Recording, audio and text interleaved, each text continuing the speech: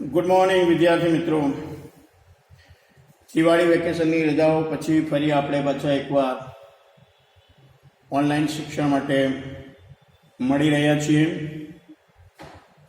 દિવાળી વેકેશનની રજાઓમાં તમે ખૂબ આનંદ માણ્યો હશે. તમારી રજાઓ બહુ સારી રીતે પસાર થઈ હશે એવી અપેક્ષા રાખું છું. વિદ્યાર્થી મિત્રો, ગુજરાત માધ્યમિક શિક્ષણ બોર્ડ દ્વારા 30% અભ્યાસક્રમ ચાલુ વર્ષ માટે બાદ કરવામાં આવ્યો છે, જેમાં આપણા વાણિજ્ય વ્યવસ્થા અને સંચાલન વિષયમાં પ્રકરણ 7 જાહેર ક્ષેત્ર, ખાનગી ક્ષેત્ર અને વૈશ્વિક સાહસો એને આ વર્ષ પૂરતું અભ્યાસક્રમમાંથી બાદ કરવામાં આવ્યું છે. વિદ્યાર્થી મિત્રો, દિવાળી વેકેશન પહેલાં આપણે આ વિષયમાં કુલ 1 થી 6 પ્રકરણ એનો વિડીયો દ્વારા ઓનલાઈન અભ્યાસ કર્યો છે. પ્રકરણ 1 ધંધાનું સ્વરૂપ, હેતુ અને કાર્યક્ષેત્ર, પ્રકરણ 2 ધંધાકીય સેવાઓ ભાગ 1, પ્રકરણ 3 ધંધાકીય સેવાઓ ભાગ 2, પ્રકરણ 4 માહિતી સંચાર, ઈ કોમર્સ અને આઉટસોર્સિંગ, પ્રકરણ 5 ધંધાકીય વ્યવસ્થાના સ્વરૂપો ભાગ 1 અને પ્રકરણ 6 ધંધાકીય વ્યવસ્થાના સ્વરૂપો ભાગ 2. આમ 1 થી 6 પ્રકરણનો અભ્યાસ આપણે દિવાળી વેકેશન પહેલાં ઓનલાઈન વિડીયો દ્વારા કરેલ છે.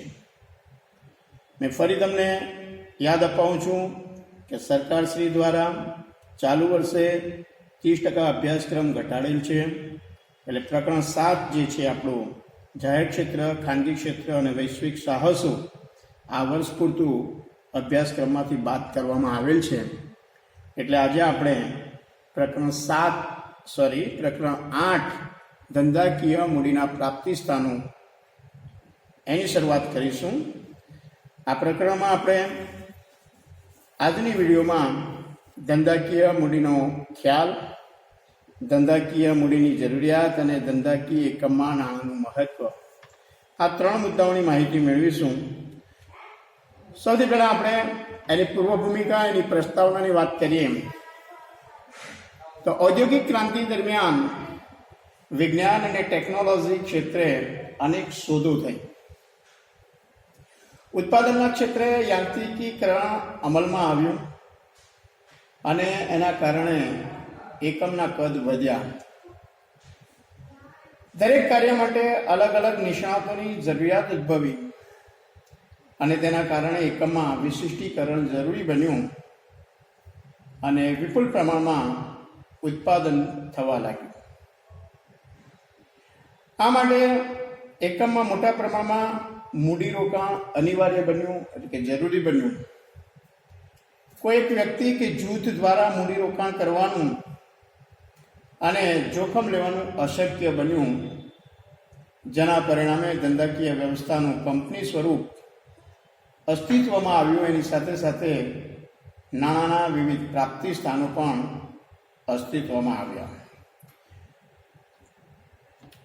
વિદ્યાર્થી મિત્રો, હવે આપણે ધંધાકીય મૂડીનો ખ્યાલ, એના કન્સેપ્ટ એની વાત કરીએ. અકાઉન્ટની દ્રષ્ટિએ એટલે કે નામાની દ્રષ્ટિએ મૂડી શબ્દ મર્યાદિત અર્થમાં વપરાય છે.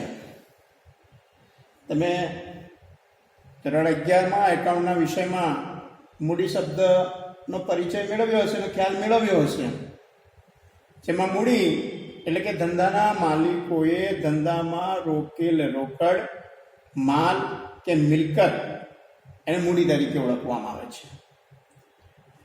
આમ નામાની દ્રષ્ટિએ મૂડી શબ્દ ખૂબ મર્યાદિત અર્થમાં વપરાય છે. એકાઉન્ટની દ્રષ્ટિએ મૂડી એટલે ધંધાના માલિકે ધંધામાં રોકેલ રોકડ રકમ, માલ કે મિલકત. પરંતુ વાણિજ્યની દ્રષ્ટિએ વાણિજ્યમાં મૂડી શબ્દ વ્યાપક અર્થમાં વપરાય છે.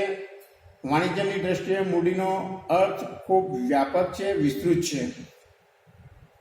એમાં ધંધાના માલિકે ધંધામાં રોકેલી રકમ ઉપરાંત જુદા જુદા પ્રાપ્તિ સ્થાનોમાંથી ઉછીની લીધેલી રકમનો પણ મૂડીમાં સમાવેશ થાય છે. એટલે વાણિજ્યની દ્રષ્ટિએ મૂડીનો અર્થ વ્યાપક છે, વિસ્તૃત છે. અને આ વ્યાપક અર્થમાં મૂડી એટલે ધંધાની નાણાકીય જરૂરિયાતો સંતોષવા માટે ઊભું કરવામાં આવતું ભંડોળ. વિદ્યાર્થી મિત્રો, આ ધંધાકીય મૂડીનો ખ્યાલ છે, નામાની દ્રષ્ટિએ મૂડીનો ખ્યાલ જે છે એ મર્યાદિત છે, જ્યારે વાણિજ્યની દ્રષ્ટિએ મૂડીનો જે ખ્યાલ છે એ વ્યાપક છે. એટલે વાણિજ્યની દ્રષ્ટિએ મૂડી એટલે ધંધાની નાણાકીય જરૂરિયાતો સંતોષવા માટે જે ભંડોળ ઊભું કરવામાં આવે છે એ ભંડોળ એને મૂડી તરીકે ઓળખવામાં આવે છે. ત્યાર પછીનો મુદ્દો છે ધંધાકીય મૂડીની જરૂરિયાત. કોઈ પણ ધંધાકીય એકમ હોય એ ધંધાકીય એકમમાં મૂડીની જરૂરિયાત રહે છે. તો ધંધાકીય એકમની જે પ્રવૃત્તિઓ હોય છે એ પ્રવૃત્તિઓને અસરકારક રીતે પૂર્ણ કરવા માટે અને પાર પાડવા માટે મૂડી અત્યંત આવશ્યક છે, ખૂબ જરૂરી છે. એટલે મૂડીની જે જરૂરિયાત છે એ જરૂરિયાત નક્કી કરતા જે પરિબળો છે એ પરિબળો નીચે મુજબ છે. પહેલું પરિબળ છે ધંધાની સ્થાપના માટે. તો ધંધાકીય એકમની સ્થાપના માટે કરવા પડતા વિવિધ ખર્ચાઓ, જેમાં એકમની પ્રાથમિક અને ઘનિષ્ઠ તપાસ માટે અને નોંધણીનું પ્રમાણપત્ર જેવા દસ્તાવેજો તૈયાર કરવા માટે, કાયદાકીય નિષ્ણાતોની ફી ચૂકવવા માટે, નોંધણી ફી ચૂકવવા માટે, આ બધા ખર્ચાઓને પહોંચી વળવા માટે મૂડીની જરૂર પડે છે. એટલે જ્યારે ધંધાની સ્થાપના કરવામાં આવે, ધંધાકીય એકમની સ્થાપના કરવામાં આવે, ત્યારે એ સ્થાપના કરવા માટે જુદા જુદા પ્રકારના ખર્ચાઓ કરવા પડતા હોય છે. જેવા કે નોંધણીનું પ્રમાણપત્ર મેળવવા માટે જે દસ્તાવેજો તૈયાર કરવાના હોય, એ દસ્તાવેજો તૈયાર કરવા માટે જે ખર્ચ થાય, એના માટે કાયદાકીય નિષ્ણાતોની સલાહ લેવામાં આવે, એમના માટે જે ફી ચૂકવવાની હોય ફી ચૂકવવા માટે, અને ધંધાની સ્થાપના માટે જે નોંધણી કરાવવાની હોય છે, રજિસ્ટ્રેશન કરાવવાનું હોય છે, એની ફી ચૂકવવા માટે, આમ જુદા જુદા પ્રકારના ખર્ચાઓને પહોંચી વળવા માટે ધંધાકીય એકમમાં મૂડીની જરૂર પડે છે. એટલે ધંધાની સ્થાપના માટે મૂડીની આવશ્યકતા છે, જરૂરિયાત છે. નંબર 2, સ્થિર મિલકતોની ખરીદી માટે. ધંધાકીય એકમમાં લાંબા સમયગાળા માટે જે મિલકતોમાં રોકાણ કરવામાં આવે છે તેને સ્થિર મિલકતો કહે છે. વિદ્યાર્થી મિત્રો, તમે એકાઉન્ટની અંદર શીખ્યા હશો અથવા શીખશો કે ધંધામાં 2 પ્રકારની મિલકતો હોય, એક કાયમી મિલકતો અને બીજી ચાલુ મિલકતો.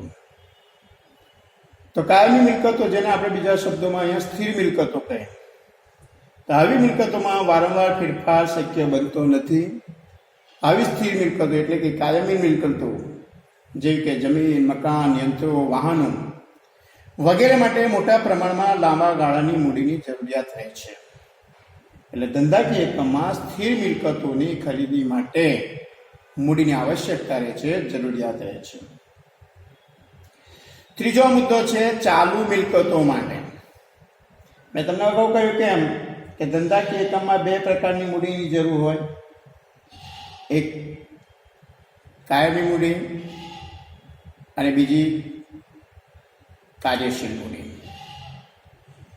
તો ચાલુ મિલકતો જે હોય છે, રોજબરોજની પ્રવૃત્તિઓ ધંધાકીય એકમની અંદર સરળતાથી ચાલી રહે, એના માટે ધંધાકીય એકમમાં કાર્યશીલ મૂડીની જરૂરિયાત રહે છે. દાખલા તરીકે ધંધામાં કાચો માલ ખરીદવા માટે, વેતન ચૂકવવા માટે, મજૂરી ચૂકવવા માટે અને વેપારને સહાયક જે સેવાઓ હોય છે એ સેવાઓની ચૂકવણી માટે, અને તૈયાર માલનું સ્ટોકમાં જ્યારે રોકાણ થાય તો તેના માટે કાર્યશીલ મૂડીની જરૂર પડે છે. એટલે ચાલુ મિલકતો માટે પણ ધંધાકીય એકમમાં મૂડીની આવશ્યકતા રહે છે, મૂડીની જરૂરિયાત રહેતી હોય છે. ત્યાર પછી નેક્સ્ટ પોઈન્ટ છે નંબર 4, ધંધાના આધુનિકીકરણ અને વિસ્તરણ માટે. ધંધાકીય એકમની અંદર આધુનિકીકરણ કરવા માટે, મોડર્નાઇઝેશન માટે, એના એક્સપાન્શન માટે એટલે કે વિસ્તરણ માટે પણ મૂડીની જરૂર છે. નવી શોધખોળો થવાના કારણે ધંધાકીય એકમમાં આધુનિકીકરણની જરૂરિયાત રહેતી હોય છે. એટલે આધુનિકીકરણ માટે, વિસ્તરણ માટે અને ઉત્પાદનની જે નવી નવી ટેકનોલોજી આવતી હોય છે એ ટેકનોલોજી અપનાવવા માટે પણ મોટા પ્રમાણમાં મૂડીની જરૂર રહેતી હોય છે. તો ધંધામાં આધુનિકીકરણ અને વિસ્તરણ માટે પણ મૂડીની આવશ્યકતા છે, મૂડીની જરૂરિયાત છે. પાંચમો મુદ્દો છે આકસ્મિક જરૂરિયાત માટે. ધંધાકીય એકમને ઘણા બધા આંતરિક કે બાહ્ય પરિબળો અસર કરતા હોય છે અને એના કારણે મૂડીની આકસ્મિક જરૂરિયાત પણ ઉદ્ભવે છે. જેવા કે કર્મચારીઓની હડતાળ, સરકારની નીતિમાં અચાનક આવતા ફેરફાર, વેપાર ચક્ર અથવા કુદરતી આપત્તિ, કુદરતી જે મુશ્કેલી હોય, આ જે બધા પરિબળો છે, પરિબળોનો સામનો કરવા માટે આકસ્મિક મૂડીની જરૂરિયાત ઊભી થાય છે. આમ આકસ્મિક જરૂરિયાત માટે પણ ધંધાકીય એકમમાં મૂડીની આવશ્યકતા રહે છે, જરૂરિયાત રહે છે. તો વિદ્યાર્થી મિત્રો, આપણે બે મુદ્દાઓની વાત કરીએ. પહેલો મુદ્દો ધંધાકીય મૂડીનો ખ્યાલ, એમાં આપણે નામાની દ્રષ્ટિએ મૂડીનો ખ્યાલ જોયો અને વાણિજ્યની દ્રષ્ટિએ મૂડીનો ખ્યાલ જોયો. ત્યાર પછી આપણે બીજો મુદ્દો જોયો ધંધાકીય એકમમાં મૂડીની જરૂરિયાત. એમાં આપણે 5 મુદ્દાઓની ચર્ચા કરી. હવે આપણે ધંધાકીય એકમમાં નાણાંનું શું મહત્વ છે એની વાત કરીશું. વિદ્યાર્થી મિત્રો, આપ સમજી શકો છો, જાણો છો કે કોઈ પણ ધંધાકીય એકમ હોય, એ ધંધાકીય એકમ એની જે પ્રવૃત્તિઓ હોય છે, એ પ્રવૃત્તિઓ કરવા માટે નાણું ખૂબ જરૂરી છે, ખૂબ અગત્યનું છે. નાણું એ એવી ધરી છે જેની આસપાસ બધી જ આર્થિક પ્રવૃત્તિઓ ઘૂમ્યા કરે છે, ફર્યા કરે છે. ધંધાકીય મૂડીને માનવ શરીરના રક્ત સાથે સરખાવી શકાય. જેવી રીતે આપણા શરીરની અંદર લોહીનું જેટલું મહત્વ છે, રક્તનું જેટલું મહત્વ છે, એટલું જ મહત્વ ધંધાકીય એકમમાં મૂડીનું પણ છે. ધંધાકીય એકમની બધી જ પ્રવૃત્તિઓ સમયસર ચલાવવા માટે યોગ્ય નાણાકીય વ્યવસ્થા અનિવાર્ય છે, જરૂરી છે. કોઈ પણ ધંધાકીય એકમ એના જે વ્યવહારો છે, એ વ્યવહારો મૂડી વિના શક્ય નથી. એટલે ધંધાકીય એકમના જે વ્યવહારો છે, વ્યવહારો ચલાવવા માટે પણ મૂડીની આવશ્યકતા રહે છે, જરૂરિયાત છે. નાણાંનો જથ્થો મર્યાદિત છે અને તેના વૈકલ્પિક ઉપયોગો અનેક છે. માટે નાણાંને સમજી વિચારીને કાર્યક્ષમ અને મહત્તમ ઉપયોગ કરવો જોઈએ. ધંધામાં નાણાંની અછતને કારણે ઘણી મુશ્કેલીઓનો સામનો કરવો પડે છે. જેમ કે લેણદારોને ચૂકવણીમાં વિલંબ થાય, તેના કારણે ધંધાકીય એકમની જે પ્રતિષ્ઠા છે, શાખ છે, જોખમાય છે. ક્યારેક ધંધાએ નફાકારક રોકાણની ઉજ્જવળ તકોને જતી કરવી પડે છે. રોકડ વટાવનો લાભ જતો કરવો પડે છે.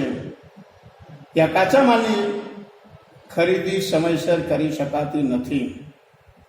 એટલે આ બધી બાબતો માટે પણ પૂરતા પ્રમાણમાં મૂડી હોવી અત્યંત આવશ્યક છે, અત્યંત જરૂરી છે. તો ધંધાકીય એકમમાં નાણાંનું શું મહત્વ છે એની વાત અહીંયા પૂર્ણ થાય છે. તો વિદ્યાર્થી મિત્રો, આજની વિડીયોમાં આપણે 3 મુદ્દાઓની ચર્ચા કરી. 1, ધંધાકીય મૂડીનો ખ્યાલ, એનો કન્સેપ્ટ. નંબર 2, ધંધાકીય મૂડીની જરૂરિયાત. અને 3, ધંધાકીય એકમમાં નાણાંનું મહત્વ. નેક્સ્ટ વિડીયોમાં આપણે આ પ્રકરણમાં આગળ અભ્યાસ કરીશું.